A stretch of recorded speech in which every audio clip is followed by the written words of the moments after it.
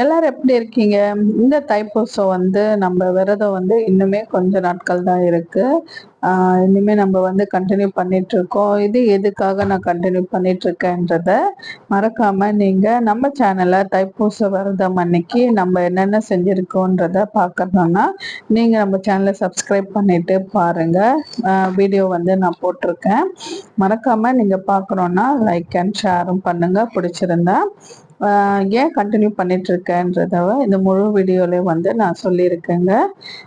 அதே மாதிரி இந்த 48 நாள் விரதம், 20 நாள் விரதம், 21 நாள் விரதம் அந்த மாதிரிலாம் விரதம் இருந்துட்டு நம்ம வச்சிருக்கிற கோரிக்கை நிறைவேறலையே இன்னுமே சொல்லிட்டு கவலைப்படாதீங்க.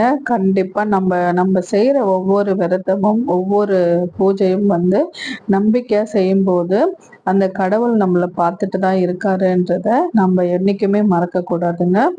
அதனால ஒரு நம்பிக்கையின் பேர்ல நம்ம செய்யற ஒவ்வொரு பூஜையும் சரி, ஒவ்வொரு பரிகாரங்களும் சரி, ரொம்ப நம்பிக்கையோட செய்யணும்.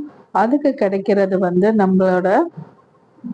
நம்மளோட எல்லாத்தையுமே கண்டிப்பா கிடைக்கும் நினைச்சு இந்த ஒவ்வொரு பூஜையும் செய்யுங்க. கண்டிப்பா அதோட பலன் கிடைக்குங்க. வேற எங்கேயுமே போகாது. நம்மளை சுத்தி நடக்கிற ஒவ்வொரு விஷயத்தையும் நம்ம ரொம்பவே உன்னிப்பா கவனிச்சுட்டே வரணுங்க.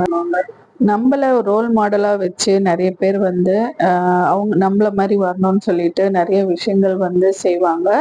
அந்த மாதிரி நம்ம ஒரு சில பேருக்கு ரோல் மாடலா இருப்போம்னு நினைச்சிட்டு நம்ம ஒவ்வொரு விஷயத்தையும் செய்யறோங்க. அது நல்ல விஷயமாகவே இருக்கணும்னு சொல்லிட்டு நானும் இந்த ஒவ்வொரு வழிபாடையும் செஞ்சுட்டு வரேன். இந்த விலாக உங்களுக்கு கண்டிப்பா பிடிச்சிருந்தா சப்ஸ்கிரைப் பண்ணுங்க, லைக் அண்ட் ஷேர் பண்ணுங்க. மறக்காம எதையுமே பாதியிலே விட்டுட்டு வரக்கூடாது. அதுதான் நான் சொல்ல வரேன். எடுத்த முயற்சியை கடைசி வரைக்கும் நம்ம வெற்றி அடைகிற வரைக்கும் முயன்றுட்டே வரணுங்க. அதை தான் நானும் செஞ்சிட்டு இருக்கேன். நீங்களும்